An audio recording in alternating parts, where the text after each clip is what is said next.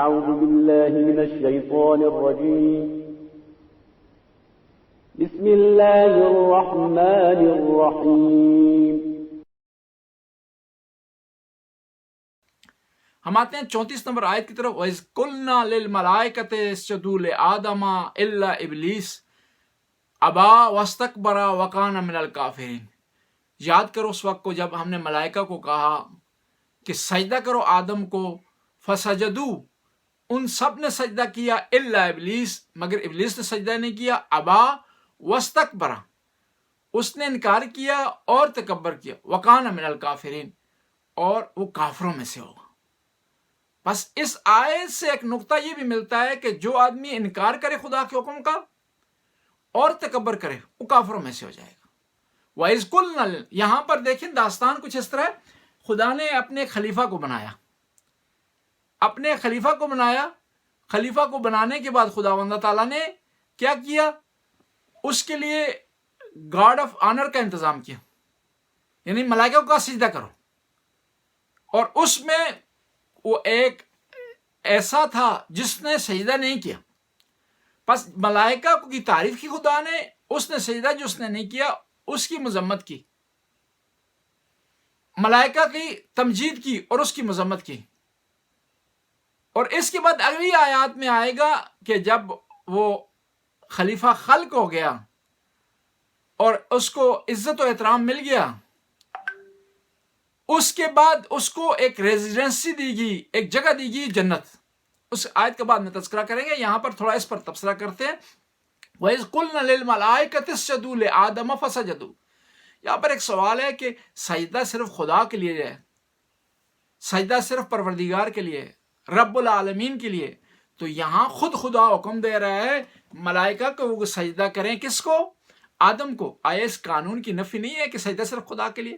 جس طرح پیغمبر کی بارگاہ میں صحابہ کرام آئے اور آ کر کہا کہ یا رسول اللہ، جو ہے گزشتہ اقوام اپنے انبیاء کو، اپنے بزرگوں کو، اپنے بڑوں کو، اپنے لیڈروں کو سجدہ کیے کرتی تھی، آپ ہمیں اجازت دیں کہ ہم آپ کو سجدہ کریں. تو نبی کریم نے ارشاد فرمایا کہ سجدہ جائز نہیں ہے خدا کے علاوہ کسی. اگر جائز ہوتا تو یہاں تک صرف جائز ہوتا کہ خواتین اپنے مردوں کو سجدہ کرتی، یعنی بیویاں شوہروں کو سجدہ کرتی، وہ بھی جائز نہیں.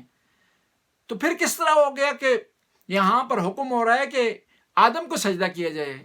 کیا آدم غیر اللہ نہیں ہے؟ جواب اس کا ملے گا کہ یہاں سجدہ کا معنی جو ہے وہ سجدہ مرسوم نہیں ہے، وہ خاص سجدہ نہیں ہے. سجدہ کا معنی وہ نہیں ہے کہ وہ سامنے جھک جائیں، آدم کی عبادت کرنا شروع کر دیں اور اس میں سبحان ربی الاعلیٰ کہیں اور 7 اعضاء زمین پر لگائیں. سجدے کا معنی یہ ہے کہ سجدے کا معنی جھک جانا، تعظیم کرنا، اطاعت کرنا. یعنی فرشتوں کو کہا گیا کہ تم آدم کی اطاعت کرو، آدم کے سامنے جھک جاؤ، آدم کی تعظیم کرو. آدم اگر تمہیں کوئی حکم دے اس حکم کو مانو. سجدے کا یہ معنی. اور دوسرا یہاں اگر فرض کریں کہ سجدہ خدا کو ہے یا غیر خدا کو ہے، تو یہاں اگر فرض کریں سجدہ غیر خدا کے، تو خدا کے حکم سے بس استثناء حاصل ہو جاتا ہے. سجدہ خدا کے علاوہ کسی کو جائز نہیں ہے، مگر یہ ہے کہ وہاں کوئی استثناء ہو. اور یہاں استثناء بھی نہیں ہے، فرض کی بنیاد پر ہم ایسا کہا. اور دوسرا بعض روایات میں ملتا ہے کہ سجدہ جو آدم کو ہوا ہے، آدم کو سجدہ نہیں ہوا بلکہ آدم کو قبلہ بنایا گیا. حضرت آدم کو قبلہ بنایا گیا، یعنی حضرت آدم کو جھکے نہیں ہیں فرشتے، ان کے سامنے جھکے نہیں ہیں، بلکہ یہ ہوا ہے کہ ان کی طرف رخ کیا ہے، ڈائریکشن ہے، ریٹننگ ہے، نہ کہ آدم کے سامنے جھکے ہیں یا سجدہ کیا حضرت آدم کو. تو پس یہاں پر وہ اشکال، وہ ایراد، وہ لازم نہیں آتا کہ ہم کہیں کہ یہاں پر جو ہے وہ کہ غیر اللہ کو سجدہ ہوا اور خدا نے کیوں ایسا حکم دیا ہے غیر اللہ کو سجدہ کرنے کا. فَاسْجُدُوا لِآدَمَ، سجدہ کرو آدم کے لیے، آدم کے لیے، یعنی آدم کے سامنے جھک جاؤ. اور پھر یہاں پر آدم سے مراد 2 چیزیں ہیں، خود حضرت آدم ہے، دوسرا انسانیت ہے. کیونکہ قرآن میں جہاں بھی کہا گیا لفظ آدم، وہاں پر 2 معنی. ایک معنی یہ کہ خود حضرت آدم جو حضرت حوا کے شوہر تھے، جو پہلے خلیفہ تھے، پہلے انسان تھے، دوسرا اس سے بنی نوع آدم مراد ہے۔ اور پھر امام رضا علیہ السلام کی حدیث ہے کہ آدم کو کیوں سجدہ ہوا؟ آدم کو سجدہ اس لیے ہوا، امام رضا ارشاد فرماتے ہیں، کیونکہ ہمارے انوار کو آدم کے صلب میں قرار دیا، اس بنیاد پر آدم کو سجدہ ہوا۔ بس گویا آدم کو سجدہ اس بنیاد پر ہوا کہ حضرت آدم کے صلب میں یہ عظیم ہستیاں تھے اور عظیم انسان تھے، اور اسی سے وہ ان کا اعتراض بھی فرشتوں کا رفع ہو جاتا ہے، برطرف ہو جاتا ہے اعتراض، کہ انہوں نے کہا تھا کہ یہ آدم قتل و غارت کرے گا، خون بہائے گا، لہٰذا اس کو آپ خلیفہ نہ بنائیں۔ تو خدا نے اس طریقے سے جواب دے دیا کہ نہیں، یہ آدم وہ ہے جس کی اولاد میں سے، جس کے حسب نسب سے، جس کے شجرے سے خاتم الانبیاء آئیں گے، جس کے شجرے سے جو ہے علی مرتضیٰ آئیں گے، جس کے شجرے سے حسن مجتبیٰ آئیں گے، جس کے شجرے سے حسین شہید بارد کربلا آئیں گے۔ تو پس جو تم کہہ رہے ہیں خون بہائے گا، نہیں، یہ وہ انسان ہے، بلکہ یہ اسلام کے لیے خون بہائے گا، دوسروں کا خون نہیں بہائے گا، یہ خود اپنے آپ کو قربانی کی جگہ رکھ دے گا، لیکن اسلام کو بچائے گا، بلکہ دوسرے انسانوں کے خون خرابے سے اس دنیا کو محفوظ رکھے گا۔ وَإِذْ قُلْنَا لِلْمَلَائِكَةِ اسْجُدُوا لِآدَمَ فَسَجَدُوا إِلَّا إِبْلِيسَ أَبَىٰ وَاسْتَكْبَرَ وَكَانَ مِنَ الْكَافِرِينَ، کہ ابلیس تھا جس نے انکار کیا اور کیا کیا، تکبر کیا، وہ کافروں میں سے تھا۔ اب بعض اوقات شیطان کا لفظ استعمال ہوا قرآن میں، بعض اوقات ابلیس۔ شیطان اس کی صفت ہے، ابلیس وہ نام ہے اس کا۔ شیطان اس کی صفت ہے، اس کی کوالٹی سے اسے پکارا جاتا ہے۔ اور بعض روایات میں ملتا ہے کہ شیطان ایک جنرل نام ہے اس کا، جس طرح انسان میں خواتین بھی آ جاتی ہیں، بزرگ بھی آ جاتے ہیں، چھوٹے بھی آ جاتے ہیں، بڑے بھی آ جاتے ہیں، بچیاں بھی آ جاتے ہیں، بچے بھی آ جاتے ہیں، سب کو آپ انسان کہیں گے۔ لیکن یہ ہے کہ جب وہاں پر کوشش کریں کہ معین اور مشخص ہو جائے، جو ہے وہ آئیڈینٹیفائی ہو جائے، تو وہاں پر جو ہے ہم کیا کہتے ہیں، یہ بچہ ہے، یہ بڑا ہے، یہ بزرگ ہے، یہ جوان ہے، یہ عورت ہے، یہ مرد ہے۔ شیطان اس طرح جنرل نام ہے، ابلیس جو ہے وہ ایک خاص جو ہے وہ فرد ہے کہ جس نے ایسا کیا، جس نے ایسا کیا اور انکار کیا اس کا۔ اس لیے یہ کہا جاتا ہے کہ ابلیس کے لیے کہا گیا ہے، کچھ نہیں قرآن نے بیان کیا کہ وہ جنوں میں سے ہے یا انسانوں میں سے کیا ہے۔ اگر کسی جگہ اشارہ بھی ہوا تو اشارہ ہوا ہے کہ وہ جنوں میں سے تھا، لیکن جب شیطان کی بات آتی ہے تو کہا جاتا ہے کہ وہ انسانوں میں سے بھی ہیں اور جنوں میں سے بھی ہیں۔ شیاطین الجن والانس، یعنی جو آدمی بھی جس کے اندر ابلیس کی صفات آ جائیں، ابلیس کا کام کرنا شروع کر دے، شرارت کرنا شروع کر دے، نافرمانی کرنا شروع کر دے، انسانوں کو تنگ کرنا شروع کر دے، تو وہ شیطان کہلائے گا، اگرچہ وہ جنوں میں سے نہ بھی ہو، انسانوں میں سے صرف ہو۔ اور اسی ایک آیت سے پتہ چلتا ہے کہ جس طرح انسانوں کے لیے امر بالمعروف آیا ہے، نہی عن منکر آیا ہے، اسی طرح فرشتوں کے لیے بھی ہے۔ فَاسْجُدُوا لِآدَمَ، حکم آیا ہے کہ کس کے لیے؟ کہ وہ آدم کو سجدہ کریں۔ کون؟ ملائکہ۔ اور یہاں پر ایک اور نقطہ نکلتا ہے کہ فرشتے انسانوں سے پہلے ہیں، جن انسانوں سے پہلے ہیں، انسان بعد میں آئے ہیں۔ پھر یہ انسان بعد میں آنے کے بعد اسے برتری کیوں حاصل ہوگی؟ کس پر؟ فرشتوں پر بھی اور جنوں پر بھی۔ اور یہ کیوں حاصل ہوئی؟ کیوں کہ لیاقت کی بنیاد پر، استعداد کی بنیاد پر، وہ اسما جو خدا نے اسے سکھائے تھے اس میں اس نے ترقی کی، اس میں آگے بڑھ گیا، اس کا جواب اس نے دیا، تو یہ برتر ہو گیا کس سے؟ فرشتوں سے اور جنوں سے۔ جب فرشتوں اور جنوں سے برتر ہوا انسان، تو اس سے پتہ چلتا ہے کہ انسان کا عمر کا زیادہ ہونا برتری کا سبب نہیں بنتا، پہلے سے ہونا برتری کا سبب نہیں بنتا، بلکہ برتری کا سبب جو چیز بنتی ہے وہ کیا ہے؟ انسان کی لیاقت ہے، انسان کا اندر جو استعداد ہیں، اس کوالٹی ہیں، وہ اس کی بنیاد ہو سکتی۔ اس لیے دیکھیں، یہ خلافت کے مقام پر جب امیر المومنین سے خلافت جو چھین لی گئی اور بعد دوسرے افراد کو دی گئی، تو وہاں پر لوگوں نے یہ استدلال کیا کہ فلاں آدمی اس کی عمر زیادہ ہے۔ والد نے فون کیا کہ بھائی یہ تمہیں کیوں خلیفہ بنا دیا گیا ہے؟ تم سے بہتر لوگ موجود تھے، تم سے اچھے لوگ موجود تھے، جن کا اسلام میں زیادہ جو ہے وہ کردار ہے، جہاد ان کے زیادہ ہیں، شجاعت میں بے مثال ہیں، سخاوت میں بے مثال ہیں، نبی نے ان کی وصیت کی ہے۔ تو اس شخص نے کہا کہ مجھے اس لیے چن لیا گیا ہے کیونکہ میری عمر زیادہ ہے۔ تو پھر والد محترم نے کہا کہ بھائی جو تیری عمر زیادہ ہے، اس بنیاد پہ اگر تجھے چن لیا گیا ہے تو پھر تو مجھے چن لینا چاہیے تھا، لوگوں کو چاہیے تھا مجھے چن لیں، میری عمر تو تجھ سے بھی زیادہ ہے۔ یعنی عمر میلاک معیار نہیں ہے، انسان کی ایبلٹی جو ہے وہ معیار میلاک ہے۔ اس لیے بعض نے قریش نے کہا تھا نا کہ علی اس لیے ہم آپ کو نہیں چنا، آپ کو خلیفہ نہیں بنایا، کیوں کہ ایک آپ کی عمر کم ہے، دوسرا آپ مزاح زیادہ کرتے ہیں، نعوذ باللہ یہ تہمت لگائی کہ آپ سنجیدہ نہیں ہیں، اس وجہ سے آپ کو نہیں چنا گیا۔ یعنی دیکھیں انسانی معیار اپنی جگہ، لیکن خدا کا معیار وہ استعداد ہے، کوالٹی ہے، لائق ہونا ہے۔ ورنہ اگر جو ہے وہ عمر معیار ہوتا تو فرشتوں کی عمر انسان سے زیادہ ہے، جنوں کی عمر انسان سے زیادہ ہے۔ اور یہاں پر دیکھیں نافرمانی کی ہے کس نے؟ شیطان نے، ابا واستکبر۔ اور پھر قرآن نے یہ نہیں کہا کہ صرف اس نے نافرمانی کی، بلکہ کہا تکبر اس نے کیا۔ یعنی قرآن یہ بتا رہا ہے کہ خدا کی نافرمانی کرنا اور تکبر کرنا برابر ہیں گناہ کے لحاظ سے۔ بس جو دنیا میں انسان تکبر کرتا ہے، دوسرے انسانوں کو کم سمجھتا ہے، دوسرے افراد کو جو ہے وہ نیچ سمجھتا ہے، کمزور سمجھتا ہے اپنے آپ سے، اور اپنے لیے اس نے معیار بنائے ہوئے برتری کے، تو گویا وہ خطا پر ہے، گویا وہ کام کر رہا ہے جس شیطان نے کیا۔ بس جو آدمی بھی تکبر کر رہا ہے تو وہ اپنے آپ کو دھوکہ دے رہا ہے۔ شیطان نے کس کو دھوکہ دیا جی؟ شیطان نے مجھے نہیں دھوکہ دیا، آپ کو دھوکہ نہیں دیا، خدا کو دھوکہ نہیں دیا، فرشتوں کو دھوکہ، بلکہ اپنے آپ کو دھوکہ دیا، ایسا دھوکہ دیا جس کی بنیاد پر وہ شیطان ہمیشہ کے لیے لعنتی ہو گیا۔ اور پھر دیکھیں وَكَانَ مِنَ الْكَافِرِينَ، ابا واستکبر، اس نے انکار کیا، واستکبر انکار کیا، ابا انکار کیا، واستکبر تکبر کیا، وَكَانَ مِنَ بس قرآن نے کہا کہ دو خصوصیات ایسی ہیں جو کافروں کا کام ہے۔ ایک یہ ہے کہ ابا خدا کے حکم کا انکار کرنا، دوسرا تکبر کرنا۔ بس انسان کوشش کرے کہ خدا کے حکم سے انکار نہ کرے، واجبات کو بجا لائے، محرمات سے بچے، اور اس طرح تکبر بھی نہ کرے۔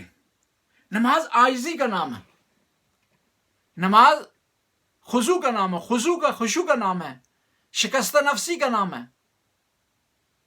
بس انسان کو چاہیے کہ خدا کی بارگاہ میں عاجز رہے اور تکبر نہ کرے، اور اگر تکبر کرے گا، عاجزی اختیار نہیں کرے گا، خدا کے حکم کی نافرمانی کرے گا، تو پھر اس کا ٹھکانہ وہ ہوگا جو کس کا ٹھکانہ ہے؟ شیطان کا۔ بس خدا کی بارگاہ میں ہمیشہ دعا کرتے رہے کہ خدا تکبر سے ہمیں بچائے اور خدا کی نافرمانی سے بچائے۔ وَقُلْنَا يَا آدَمُ اسْكُنْ أَنْتَ وَزَوْجُكَ الْجَنَّةَ، پھر ہم نے آدم کو کہا کہ آدم تو اور تیری زوجہ جنت میں رہیں، وَقُلَا مِنْهَا رَغَدًا حَيْثُ شِئْتُمَا وَلَا تَقْرَبَا هَٰذِهِ الشَّجَرَةَ فَتَكُونَا مِنَ الظَّالِمِينَ، اور ہم نے یہاں آدم کو کہا کہ جنت میں رہے اور تیری زوجہ بھی جنت میں رہے۔ وَقُلْنَا مِنْهَا رَغَدًا، اور وَقُولَا مِنْهَا رَغَدًا، جو چیز آپ کو جس کی چاہت ہے، من ہے، وہ آپ کھائیں یہاں سے، وَلَا تَقْرَبَا هَٰذِهِ الشَّجَرَةَ، اس درخت کے قریب مت جائیں، فَتَكُونَ مِنَ الظَّالِمِينَ، اگر ایسا کریں گے تو آپ ظالموں میں سے۔ یہاں پر ایک نقطہ اس آیت میں بتاتے ہیں اور پھر آج کے درس کو کلوز کرتے ہیں۔ وہ خدا نے کہا کہ اے آدم تو اور تیری زوجہ دونوں جنت میں رہیں، یعنی خدا ہمیں اشارہ دے رہا ہے کہ اگر اچھی چیز خود کھاتے ہیں تو زوجہ کے لیے بھی فراہم کریں، اچھی آسائش والا گھر آپ کے پاس اپنے پاس ہے تو زوجہ کے لیے اس طرح انتظام کریں، اچھی گاڑی اپنے پاس ہے تو زوجہ کے لیے اس قسم کی گاڑی کا انتظام کریں۔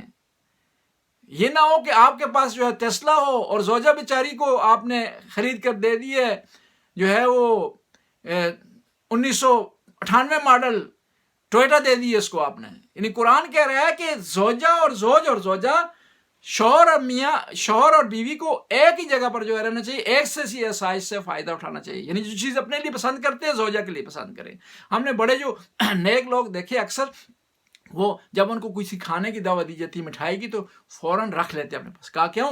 کہا گھر جا کر جو ہے زوجہ کے ساتھ بیٹھ کر کھائیں گے تاکہ ثواب بھی حاصل ہو، اس کی خدا فیملی کی برکات بھی جو ہے وہ نصیب کرے اس شخص کے۔ یعنی چھوٹے چھوٹے کام ایسے ہیں جس سے محبت بڑھتی ہے، جس سے انسان کا وقار بڑھتا ہے، جس سے جو ہے فاصلے کم ہو جاتے ہیں اور محبتیں زیادہ ہو جاتی ہیں اگر انسان اس کی توجہ کرے۔ قرآن کا ایک لفظ ایک عبارت، ایک جملہ جو ہے اس میں کئی راز جو ہے چھپے ہوئے ہیں۔ وَقُلْنَا يَا آدَمُ اسْكُنْ، وانت وزوجک اللہ، پھر ہم نے آدم کو کہ اے آدم آپ اور آپ کی زوجہ دونوں جنت میں رہیں، دونوں کے لیے کہ جو ہے وہ جنت میں جو چاہیں کھائیں، کلا دونوں میں نہ، یہ نہیں ہے کہ آدم تم کھاؤ اور بیوی کو نہ کھلاؤ، خود بھی کھاؤ اور زوجہ کو بھی کھلاؤ. ولا تقربا، اور پھر دونوں، پھر تسنیہ کا صیغہ آیا ہے کہ تقربا هذه الشجرہ، اس درخت کے قریب نہ جانا، فتکون من الظالمین، اگر جاؤ گے تو ظالموں میں سے ہو جاؤ گے. یہاں پر یہ ایک داستان کا اضافہ کروں، ہوا اس طرح کہ شیطان چلا گیا جنت میں، اس نے جا کر حضرت آدم اور حوا کو کہا کہ یہ جو خدا نے تمہیں منع کیا ہے اس درخت سے، اس درخت میں خوبیاں پائی جاتی ہیں، یہ درخت کھاؤ گے تو تم فرشتے بن جاؤ گے، یہ درخت کھاؤ گے تو تم ہمیشہ کے لیے زندہ رہ جاؤ گے. تو بس یہ دھوکہ دیا، جس طرح بچوں کو دھوکہ دیتے ہیں نا بعض اوقات افراد کہ یہ مٹھائی لے لو، وہ چیز چھوڑ دو، اس کو لے لو، اس طرح وہاں پر شیطان نے بھی کیا کہ دھوکہ دیا حضرت آدم کو، اور حضرت آدم یہاں پر ظاہری طور پر اس کی باتوں میں آ گئے، اور آ کر کے انہوں نے ایسا فعل کیا کہ اس درخت کا مزہ جو ہے وہ پھل کھا لیا. یہاں پر جو بعض مفسرین کہتے ہیں یا بعض لوگ کہتے ہیں کہ اما ہوا نے، شیطان نے بہکایا اما ہوا کو، اور اما ہوا نے اپنے شوہر کو جو ہے وہ بہکایا اور راستے سے ہٹایا اور خدا کی نافرمانی پر جو ہے نعوذ باللہ آمادہ کیا. ایسا نہیں ہے، اس نے دونوں کو کہا. وہ وسوسہ ہما کا لفظ، ہم کا نہیں ہے، ہو کا لفظ نہیں ہے، ہما کا، دونوں کو وسوسہ دیے. بس اس سے بعض اوقات لوگ استدلال کہتے ہیں کہ دیکھیں کہ یہ عورتیں نعوذ باللہ جو مردوں کو بہکاتی ہیں اور مردوں کو غلط راستے پر لگاتی، ایسا نہیں ہے، بلکہ عورتوں میں عقیدہ زیادہ ہے، خدا کی فرمانبرداری زیادہ ہے، نماز و اطاعت زیادہ پائی جاتی ہے مردوں کی نسبت. اگرچہ بحث ادھوری رہ گئی ہے، لیکن کیونکہ وقت ہمارا مکمل ہو گیا ہے، ہم ابھی جو ہے وہ سوال و جواب کی طرف بڑھتے ہیں.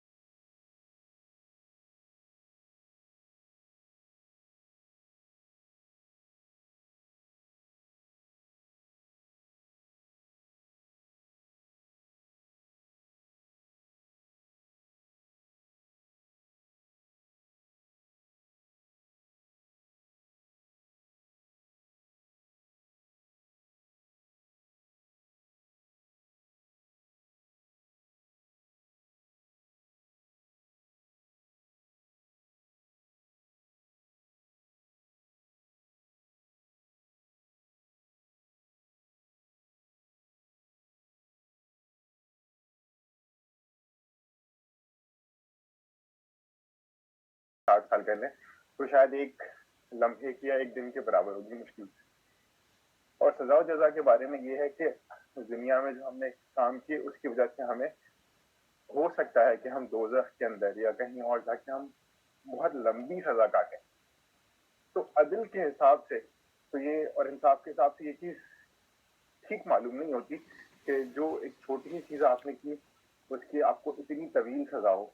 تو اس کے بارے میں اگر آپ تھوڑی وضاحت کریں. جی اس کی بڑا جو ہے بہترین اور اوتھینٹک اور پائیدار سوال آپ نے کیا کہ سوال کے یوں اس طرح آپ کا اس کے تھوڑا جو میں سمجھاؤں وہ اس طرح ہے کہ خدا عادل ہے.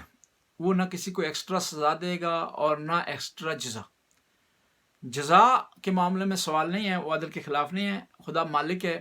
مالک جس کو جتنا دے کوئی اعتراض نہیں کر سکتا. صرف حاسد آدمی اعتراض کر سکتا ہے, حسد کرنے والا. لیکن خدا کے عدل کے خلاف نہیں ہے. کسی کو ریوارڈ دیتا ہے. دنیا میں 1 سال اس نے نیکی کیا اس کو ہمیشہ کے لیے جنت دے دے. وہ عدل کے خلاف نہیں ہے ریوارڈ دینا. ایک آدمی نے 60 سال زندگی کی ہے, 70 سال زندگی کی ہے, پوری زندگی میں وہ دن شب روز اگر بھی گناہ کر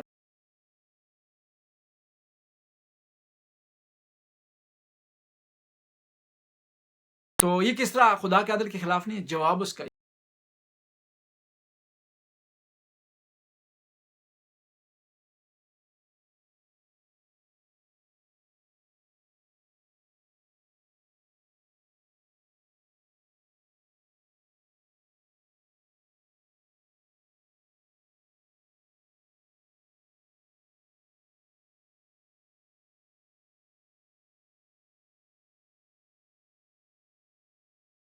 نتیجہ, اس کا نقصان جو ہوتا ہے وہ ہمیشہ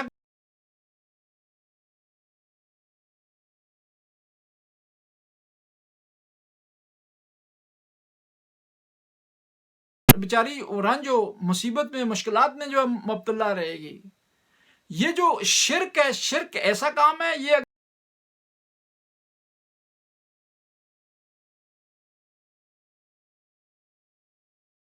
نتائج جو ہے ہمیشہ کے لیے رہتے ہیں.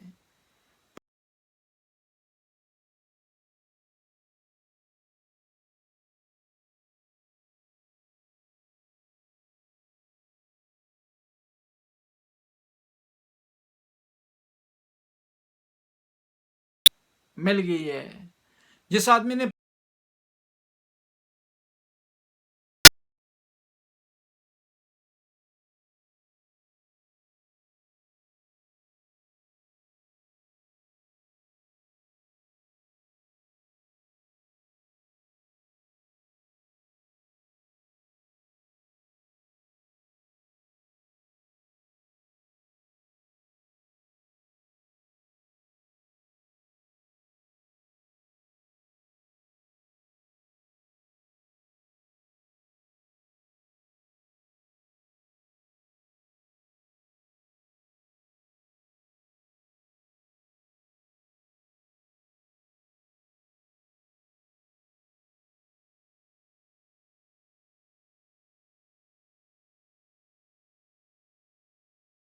فرما, ہمارے گناہوں سے درگزر فرما, نیک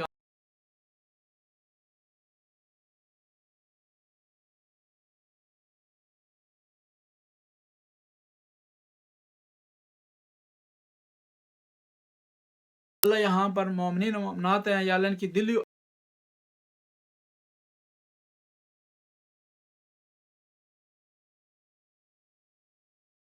خدایا تیری بارگاہ میں ہم عاجزی سے عرض کرتے ہیں, تو ہر چیز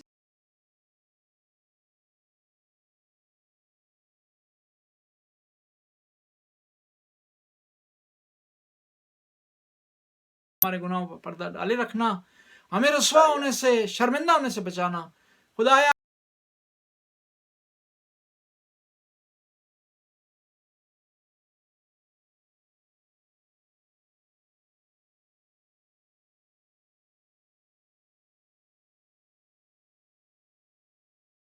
مرحومات کے لیے ایک دفعہ سورہ فاتحہ کی تلاوت فرمائیں.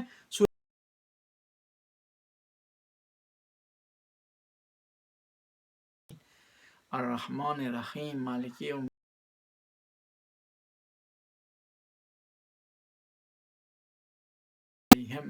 غیر المغضوب علیہم ولا الضالین. بسم اللہ الرحمن الرحیم. قل هو اللہ احد الله الصمد لم يلد ولم يولد ولم يكن له كفوا أحد. اللهم صل على محمد.